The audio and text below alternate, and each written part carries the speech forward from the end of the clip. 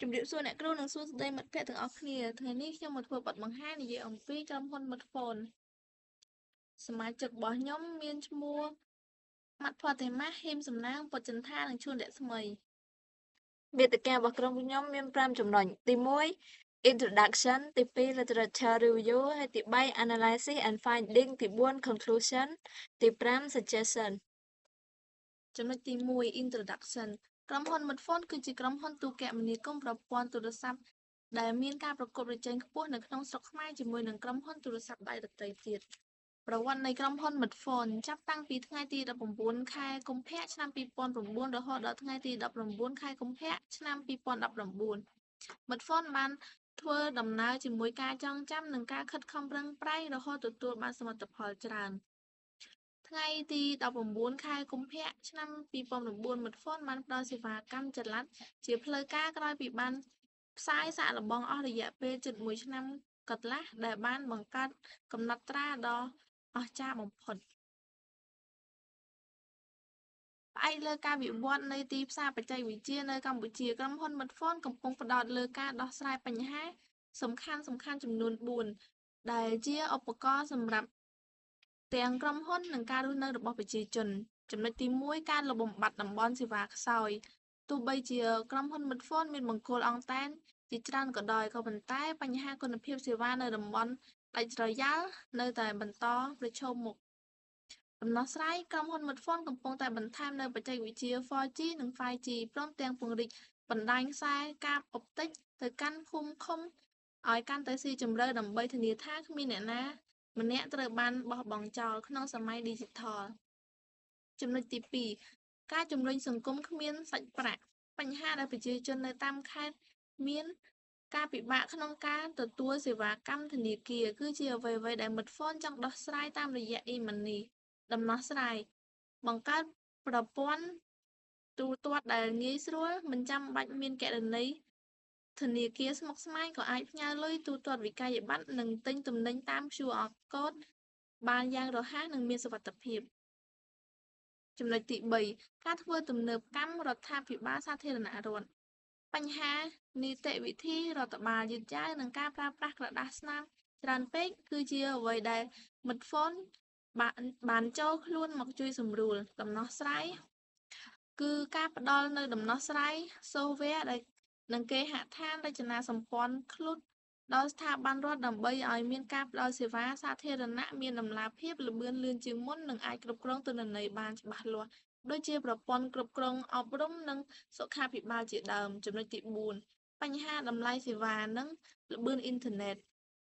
ក្នុងទីផ្សារដែលមានការប្រកួតប្រជែងខ្ពស់អតិថិជនតែងតែចង់បានអ៊ីនធឺណិតលឿននិងមានតម្លៃធូរដំណោះស្រាយ Smartphone ព្យាយាមបង្កើតកញ្ចប់សេវាកម្មដែលបត់បែននឹងការផ្ដល់ជូន Super App ដូចជា Camp ID ដែលរួមបញ្ចូលគ្នានៅកម្មវិធីកម្សាន្ត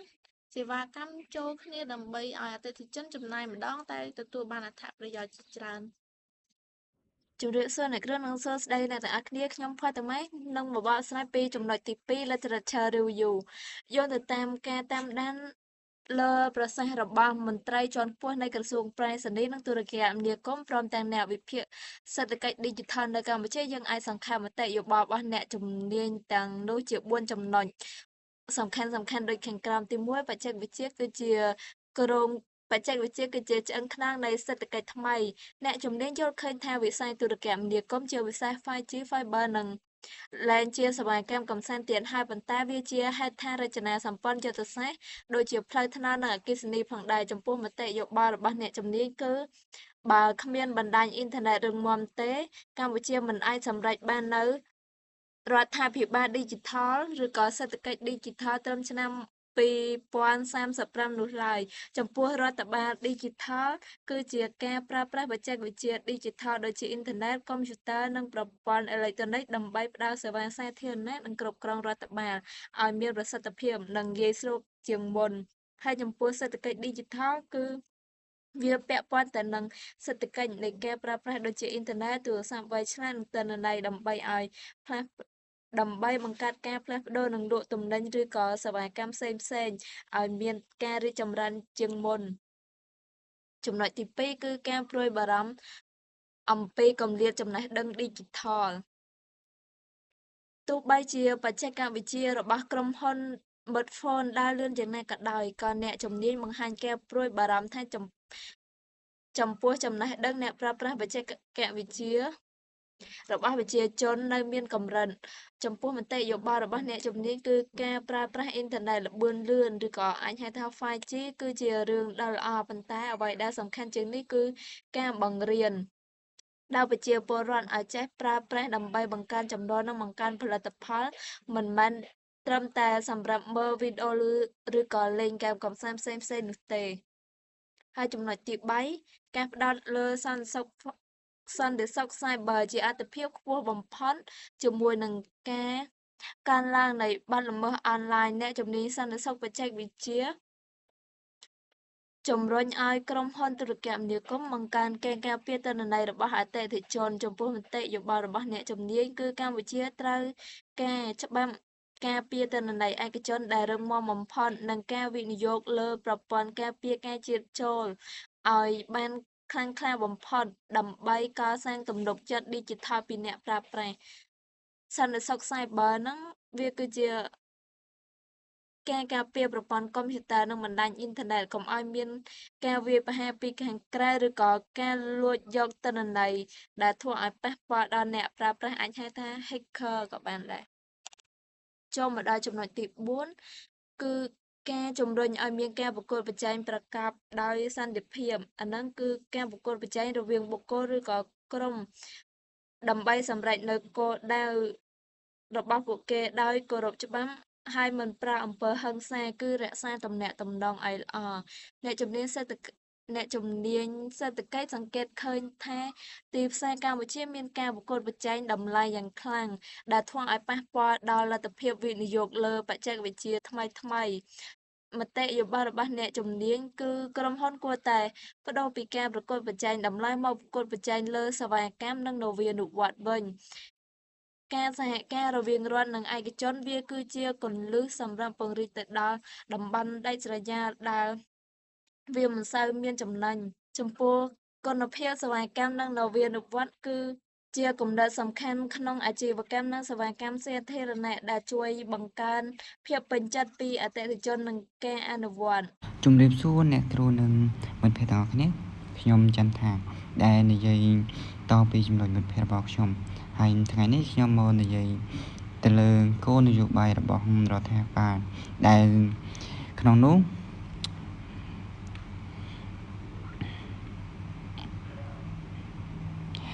ហើយថ្ងៃនេះខ្ញុំមកនិយាយទៅលើគោលនយោបាយរបស់រដ្ឋាភិបាលដែលសំខាន់បំផុតដែលពាក់ព័ន្ធទៅនឹងត្រីវិស័យរបស់ក្រុមហ៊ុន Smartphone ក៏ដូចទៅនឹងវិស័យទូរគមនាគមន៍ទាំងមូលនៃប្រទេសកម្ពុជាផងដែរជាងដឹងឲ្យថាក្រុមហ៊ុន Smartphone មិនមែនគ្រាន់តែជាក្រុមហ៊ុនលក់ទៅលើសេវាកម្ម SIM card នោះទេហើយក្រុមហ៊ុន Smartphone ក៏ជាក្រុមហ៊ុនមួយដែលផ្ដោតទៅលើវិស័យទូរគមនាគមន៍ផងដែរក្រុមហ៊ុន Smartphone ហ្នឹងក៏បានកសាងទៅលើហេដ្ឋារចនាសម្ព័ន្ធ Digital ដែលជំរុញទៅលើការភ្ជាប់អ៊ីនធឺណិតល្បឿនលឿនគ្រប់10ទូទាំងប្រទេសកម្ពុជាក្រុមហ៊ុន Smartphone ក៏មានសកម្មភាពទៅលើការពង្រីកបណ្ដាញបច្ចេកវិទ្យា 5G និងដាក់ឲ្យមានខ្សែអុបទិកដល់តាមបណ្ដាខេត្តស្រុកនិងមានការឆ្លើយតបទៅនឹងបច្ចេកវិទ្យា 5G នេះថាវាមានល្បឿនលឿនឬក៏មានល្បឿនយឺតជាងមុនចូលដល់ចំណុចទី2និយាយទៅលើការកសាងរដ្ឋាភិបាល Digital ក្នុងគោលដៅគឺធ្វើទំនើបកម្មជាមួយនឹងរដ្ឋាភិបាលសាធារណៈតាមរយៈបច្ចេកវិទ្យាដើម្បីផ្ដល់នូវសេវាកម្មដល់ប្រជាជនល្បឿនលឿននិងមានប្រសិទ្ធភាពខ្ពស់ជាងមុនក្រុមហ៊ុន Smartphone ក៏បានសហការទៅលើប្រព័ន្ធ SIS ក្នុងវិស័យអប់រំនិងប្រព័ន្ធគ្រប់គ្រងវិស័យសុខាភិបាលគឺជាការអនុវត្តតាមយុទ្ធសាស្ត្ររដ្ឋាភិបាល Digital ចូលដល់ចំណុចបន្ទាប់និយាយទៅលើការជំនួញទៅលើធុរកិច្ច Digital ការទូទាត់ទៅលើបច្ចេកវិទ្យាអេឡិចត្រូនិក ជាងដឹងថាក្រុមហ៊ុន Vodafone ហ្នឹងក៏លើកកម្ពស់ឲ្យមានការប្រើប្រាស់ខាងបច្ចេកវិទ្យាធុរកិច្ចនិងការទូទាត់ប្រាក់ដោយមិនចាំបាច់ប្រើប្រាស់ប្រាក់សុទ្ធនោះទេគ្រាន់តែផ្ដោតទៅលើសេវាកម្មមួយផ្ដោតទៅលើការបង់ប្រាក់តាមរយៈប្រើប្រាស់ app ឬក៏ប្រើប្រាស់តាមប្រព័ន្ធទូរស័ព្ទដៃចល័តចូលដល់ចំណុចទី3និយាយតាក់ទងជាមួយ analysis and finding យើងដឹងថាក្រុមហ៊ុន Vodafone គឺកំពុងដាក់ឲ្យប្រើប្រាស់បច្ចេកវិទ្យាទូរគមនាគមន៍ទំនើបៗជាច្រើនដើម្បីគ្រប់គ្រងទៅដល់ប្រតិបត្តិការសេវាកម្មទូរស័ព្ទចល័តនិងអ៊ីនធឺណិតនៅក្នុងប្រទេសកម្ពុជាដោយផ្ដោតទៅលើបច្ចេកវិទ្យា 4G និងបច្ចេកវិទ្យា 5G យើងដឹងថាបច្ចេកវិទ្យា 4G ក៏បានដាក់ឲ្យប្រើតាំងពីយូរលោកណាស់មកហើយក៏គ្របដណ្ដប់ស្ទើរតែទូទាំងប្រទេសកម្ពុជាដែលជាមូលដ្ឋានគ្រឹះនៃសេវាកម្មអ៊ីនធឺណិតល្បឿនលឿនរបស់ក្រុមហ៊ុន Vodafone បន្ទាប់មកនៅក្នុងឆ្នាំ2026ក្រុមហ៊ុន Vodafone ក៏ទើបតែដាក់ឲ្យមានដំណើរការ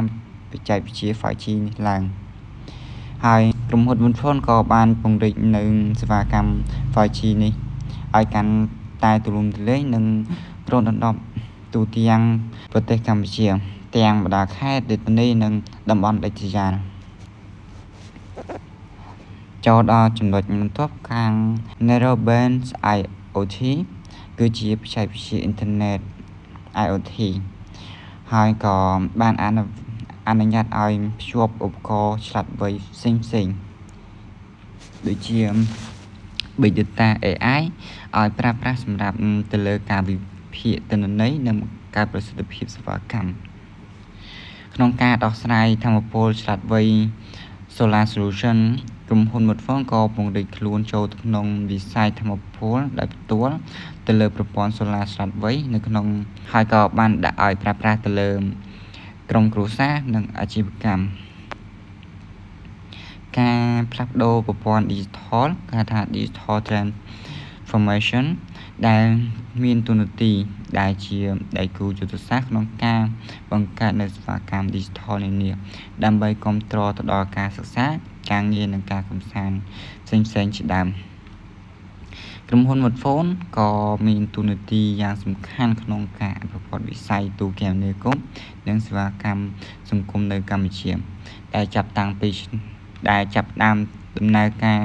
នៅក្នុងឆ្នាំ2009មកដល់បច្ចុប្បន្នជំរាបសួរអ្នកគ្រូ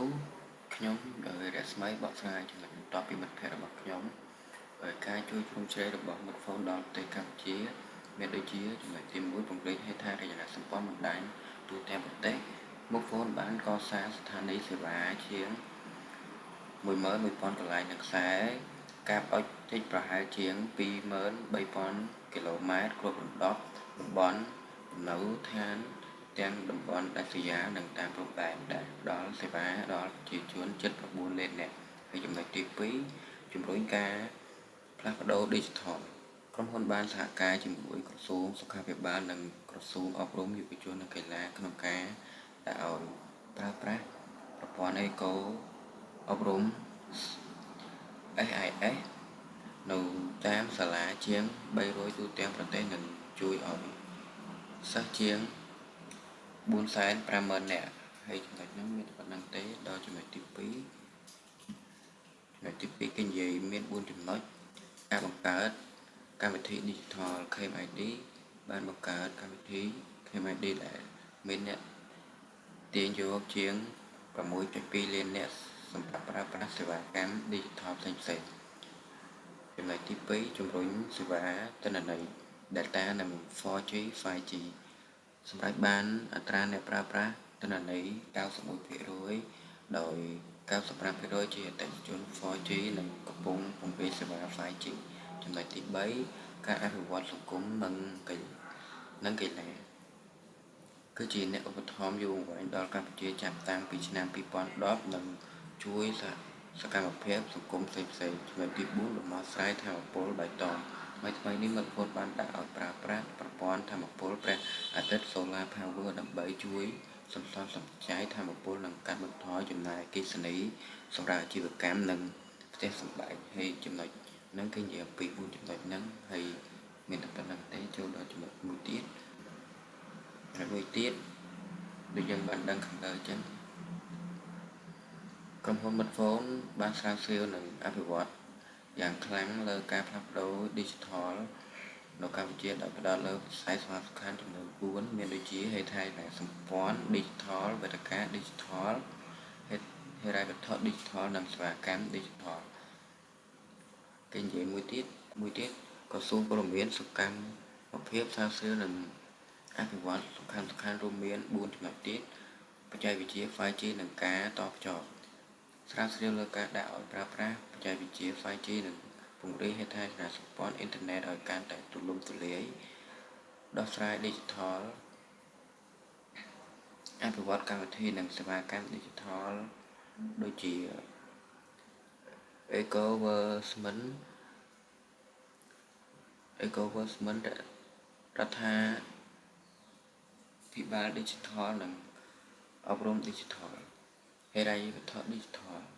ស្រាវជ្រាវលើសេវាហិរញ្ញវត្ថុតាមទូរស័ព្ទចល័តដើម្បីជួយសម្រួលដល់ការទូទាត់ប្រាក់ Solar និងបច្ចេកវិទ្យាថ្មីការស្រាវជ្រាវលើប្រព័ន្ធ Solar សម្រាប់ប្រើប្រាស់ថាមពលពន្លឺព្រះអាទិត្យហើយជាចុងក្រោយក្រុមរបស់ខ្ញុំក្រុមទី2របស់ខ្ញុំក្នុងការស្រាវជ្រាវរៀនពិបាកតិចភាសាតែក្រុមហ៊ុនហ្នឹងវាច្រើននេះពេកហើយ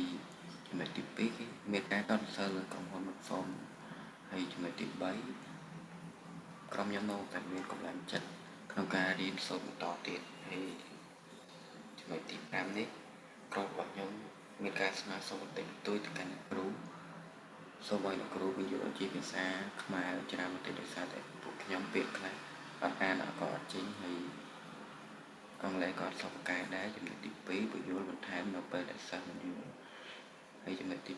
3ភាពរីករាយជាមួយសិស្សហើយជាចុងក្រោយអរគុណអ្នកគ្រូបើមានកំហុសខុសឆ្គងឯណា